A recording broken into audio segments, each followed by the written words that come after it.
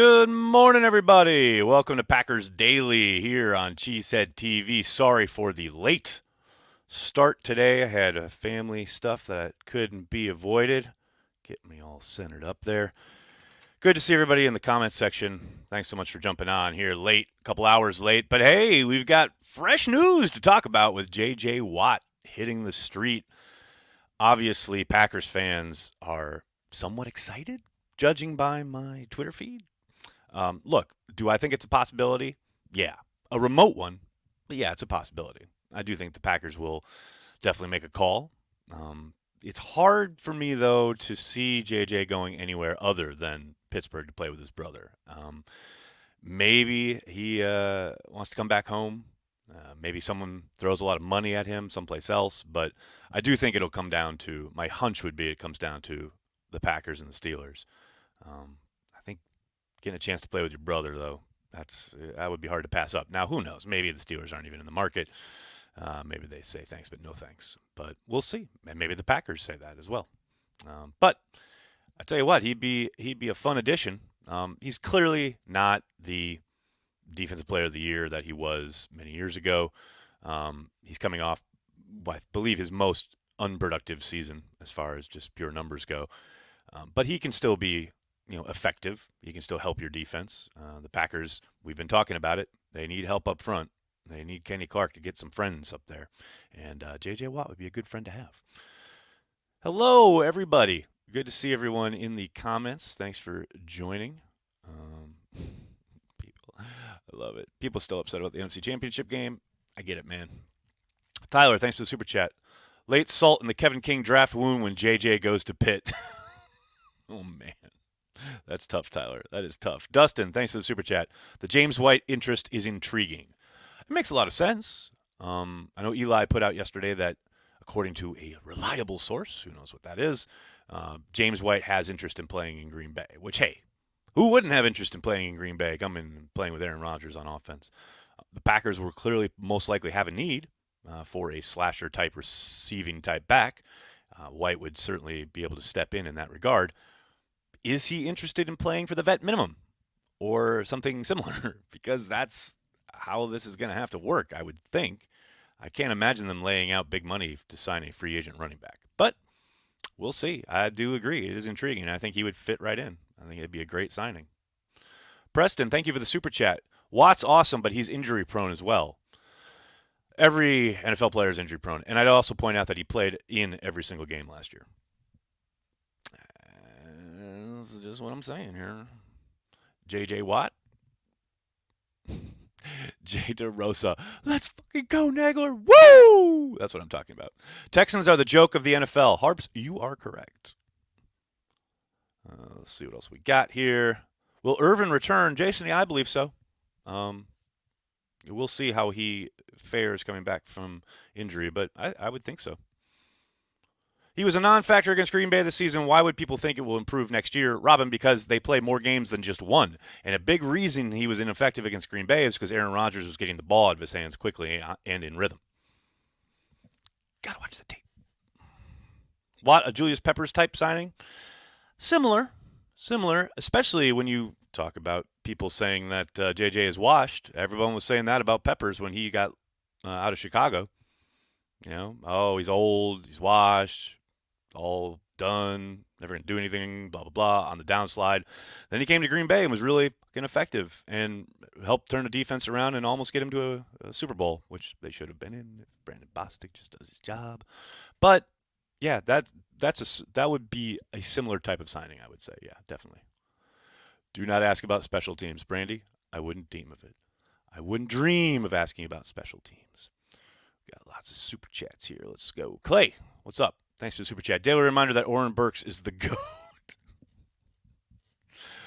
Wow. Going out there today, huh? Got that one. What else we got?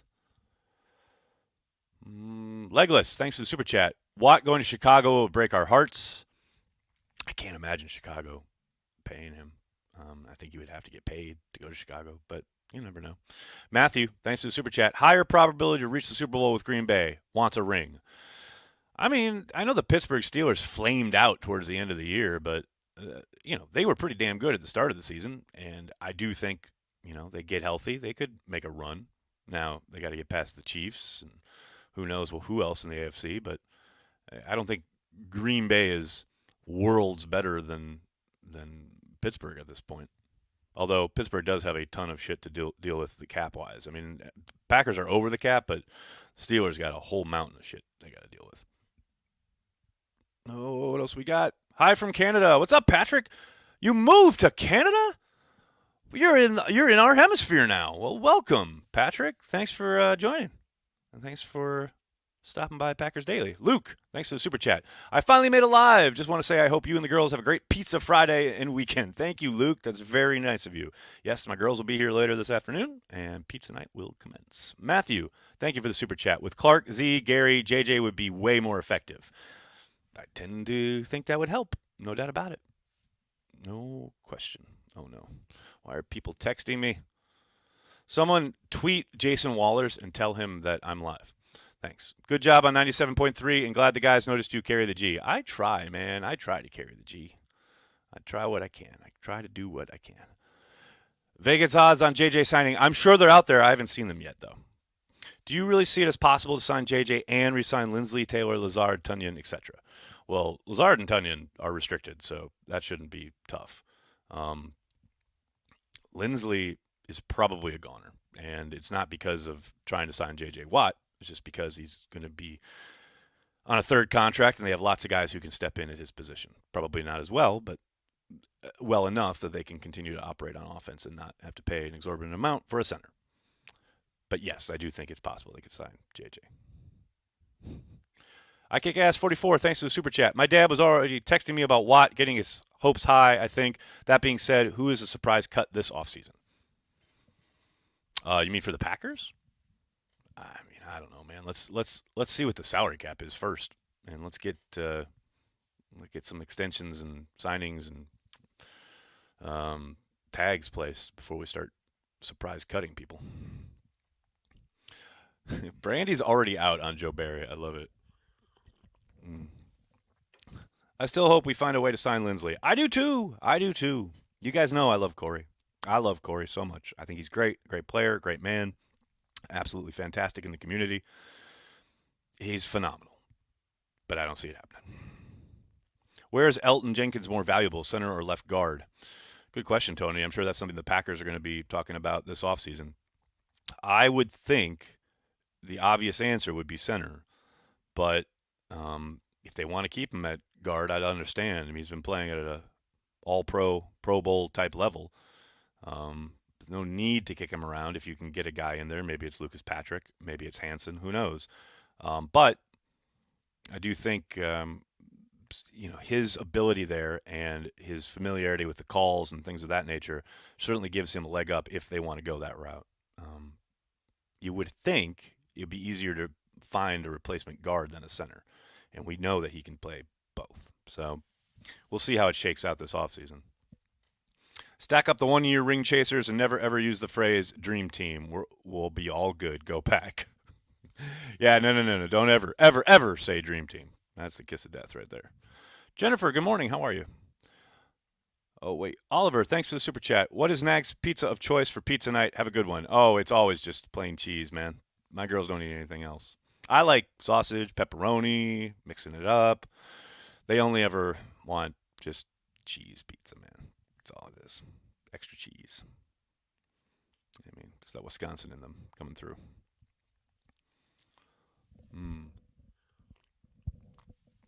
Play GM, who stays? What do you mean? I mean, that's a pretty damn broad question. Who stays? Not Lindsley, not Aaron Jones, not Jamal Williams, but probably Mercedes Lewis. There you go.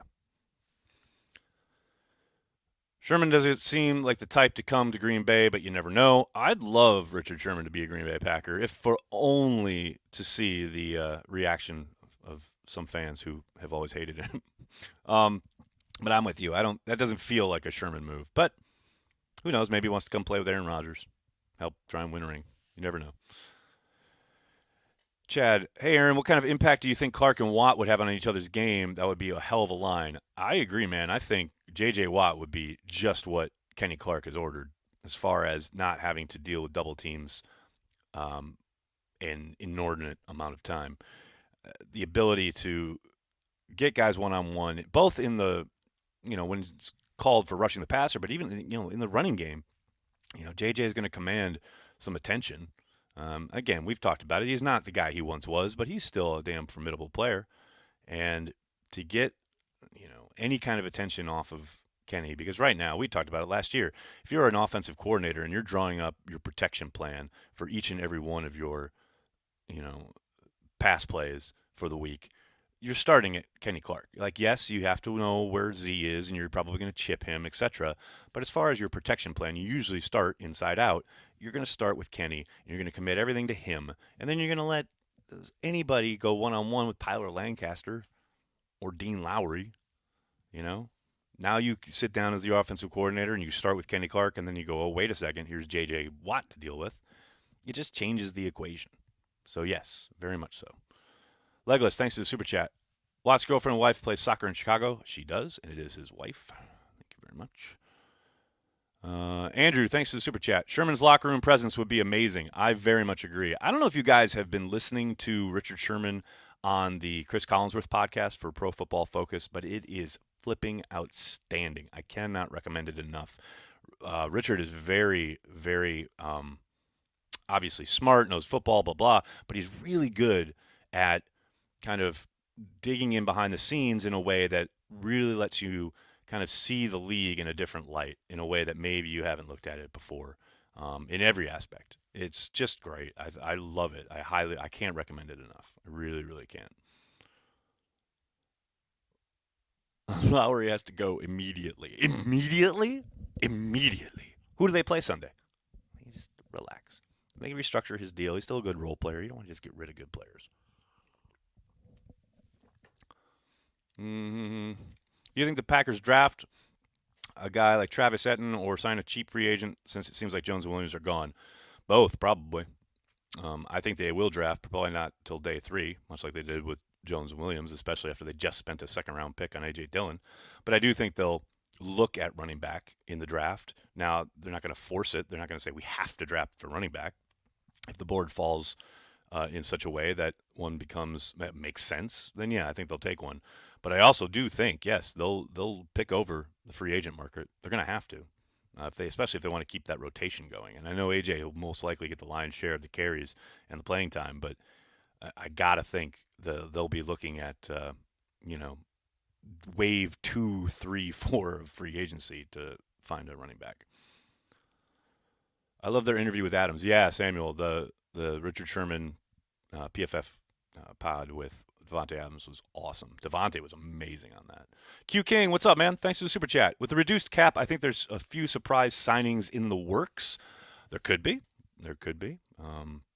You got to think people are talking right now because, usually you wait and the combine happens, and that's where agents and teams start talking in earnest about what kind of moves they want to make. But with the uncertainty around the cap and with no combine in Indy this year, I have to think, and, Andrew Brandt alluded to this on his Twitter feed this morning, there's no doubt that teams and agents are colluding and or tampering, illegally tampering long before the legal tampering window opens up in a couple weeks. So, yeah, I got to think there'll be some things in the works. It'll be interesting to see if it plays out. Walter, thank you for the super chat. I trust LaFleur despite losses on offense. I do too.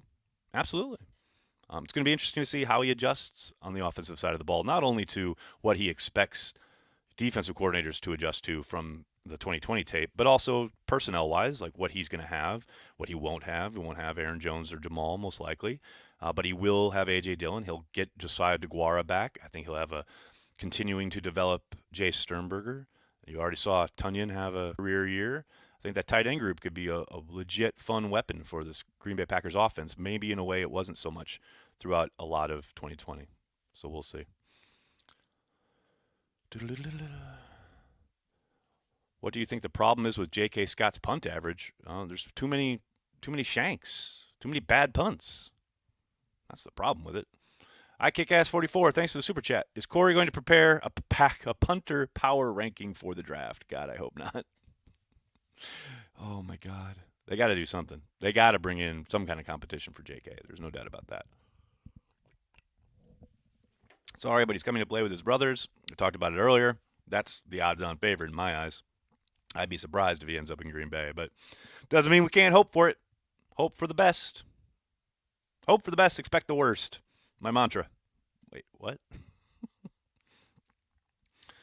What is the franchise number for a running back? Could you see Goody tagging Jones? I don't remember off the top of my head, but the answer is no. No, not going to happen. Is Boyle back? I think so. I know there's a line of thought out there that they would let Boyle walk because they've got to give Jordan Love reps, but no, man. I hold on to Boyle and showcase him in the preseason and then flip him.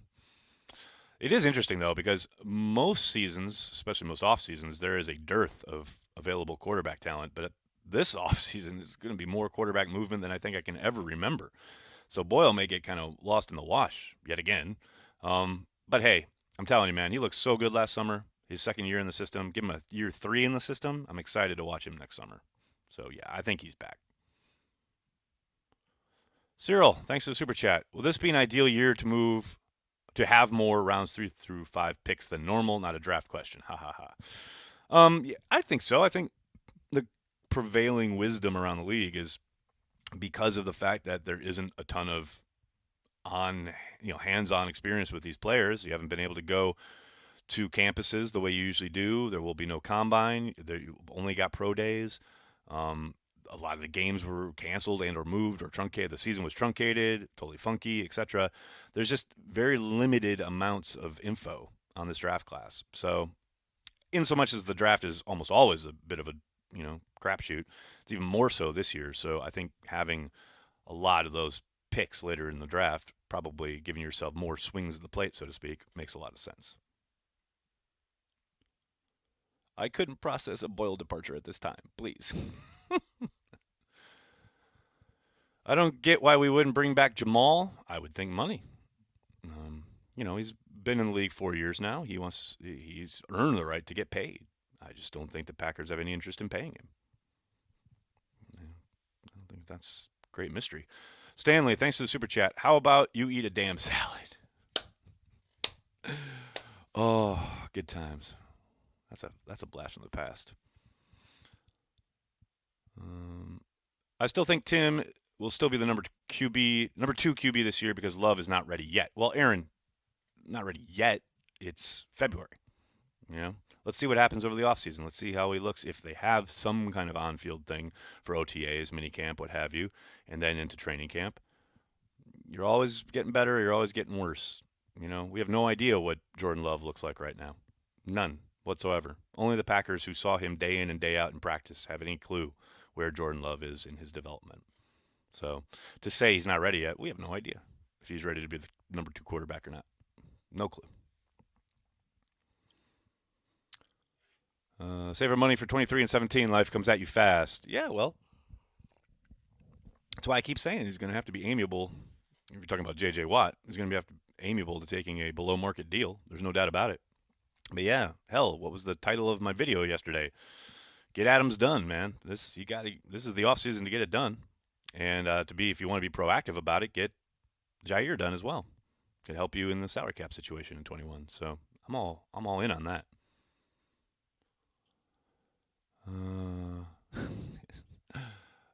David, thanks for the super chat. Watt wearing the Badgers hoodie is just teasing. Was an interesting choice. Was a very noticeable, interesting choice in that video. I'm not saying. I'm just saying. Guy says no thank you to G.J. Watt. Thank you, Guy. Thank you for letting us know. Guy says no thank you. All right. Do you think we will pay Aaron Jones? No. Sadly. But I get it. All right, everybody. I'm going to have to get going. I can't thank you enough hanging out, talking Packers. Again, sorry for the late arrival today. Family stuff this morning that just could not be avoided. Thank you for hanging in there, but thanks for joining me each and every day to talk Packers and things like, hey, J.J. Watt, who knows? It'll be a lot of fun. I'll tell you that. If you want, I mean, I'm not saying, I'm just saying, you can check out what we got going in the shop right now. Though, there it is. Bring him home. 99, baby. If you go to the Cheesehead TV shop, go to cheeseheadtv.com, click on the store link, you'll find it. Lots of fun, man. The off season is just started and it's already crazy. I absolutely love it. Please do me a monster favor. Hit like on this video, subscribe to the channel, and then tell your friends and tell your family. Cheesehead TV, we are devoted to Green Bay Packers fans worldwide. Thanks a lot, everybody. Have a great weekend. I'll talk to you soon. Go Pack Go.